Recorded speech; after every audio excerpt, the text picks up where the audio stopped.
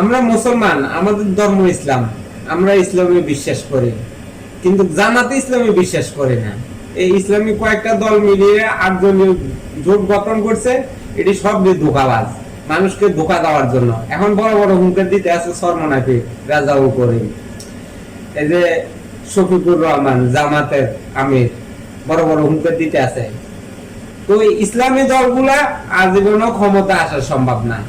এই যে ইসলামের ভিতরে আছে, মিথ্যা কথা বলা যাবে না, কিন্তু তারা দিন রাত 24 ঘন্টা মিথ্যা নিয়ে পড়ে আছে, বিএনপির বিরুদ্ধে দুর্নাম বদনাম ছড়াইতে আছে। তো আমাদের ইসলামের মধ্যে তো এরকম নাই বিভ্রান্তি ছড়ানো।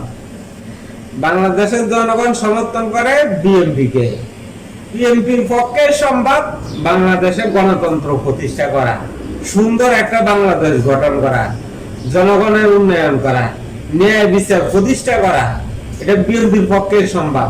আর অন্যান্য দল আছে দুর্নীতি আর লুটপাট নিয়ে, মানে কিভাবে দুর্নীতি আর লুটপাট করে খাবো, তারা আছে সেই চিন্তা ভাবনা নিয়ে। এই যে ইসলামী দলগুলা এখন চাইতে আছে মানে ইঞ্জিনিয়ারিং করে তাদের প্রার্থীদেরকে বিজয় করার জন্য, মানে জাতীয় সংসদ নির্বাচনের সময়। এই জন্য তারা এখন তাল বাহানা করতে আছে ইসলামী দলগুলা, জামাতে ইসলামী, সরমনাইফি, আরো 8টা দল মিলে জোট বাঁধছে। এইগুলা মানে এই পরিকল্পনা হাতে নিছে।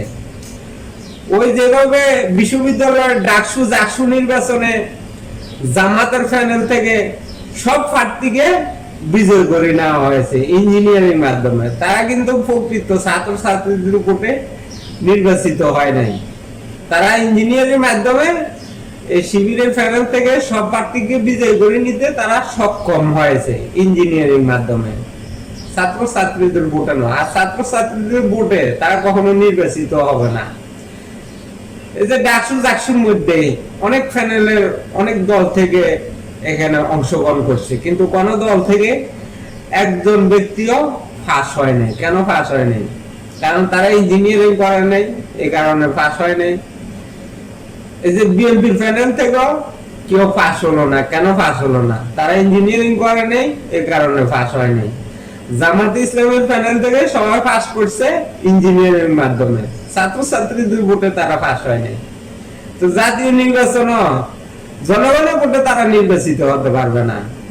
এই জামাতে ইসলামের প্রার্থীরা একমাত্র ইঞ্জিনিয়ারিং মাধ্যমে তারা পাস করলে করতেও পারে, কিন্তু জনগণের ভোটে পাস করা তাদের পক্ষে সম্ভব না।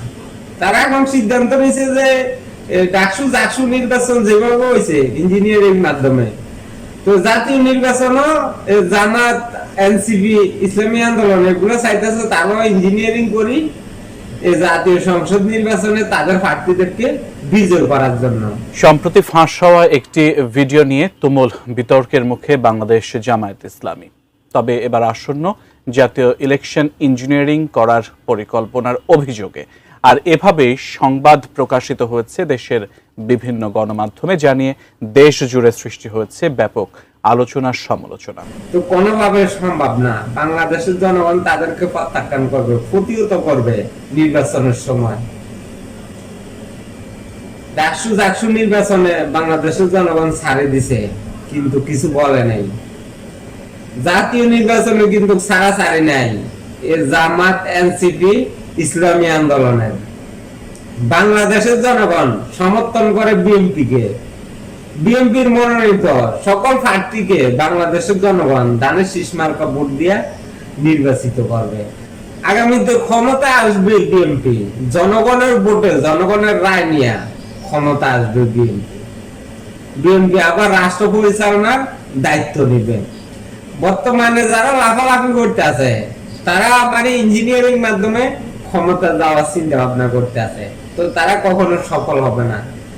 বাংলাদেশের জনগণ তাদেরকে প্রতিহত করবে, যারা বর্তমানে এই যে লাফালাফি করতে আছে, মানে বানচাল করতে আছে নির্বাচনটাকে। কারা এইগুলো করতে আছে? যারা 1971 সালে মুক্তিকামী মানুষের উপরে গণহত্যা চালিয়েছিল, এই গণহত্যা যারা চালিয়েছিল তাদের উত্তরসূরি বংশধররা এখন এই নির্বাচনটা বানচাল করতে চায়। তাদের উত্তরসূরিরা এখন বর্তমানে বাংলাদেশের সাধারণ জনগণকে ধোঁকা দিচ্ছে ভুলভাল বুঝিয়ে। এই যে বিভিন্ন ভাবে ফতুয়া দিয়ে। তো তারা কখনো সফল হবে না। বাংলাদেশের জনগণ 1971 সালে তাদেরকে প্রত্যাখ্যান করছে। 2026 সালের ফেব্রুয়ারি মাসে নির্বাচনের সময় জামাত, এনসিপি, ইসলামী আন্দোলন এই দলগুলাকে বাংলাদেশের জনগণ, সর্বস্তরের জনগণ প্রত্যাখ্যান করবে।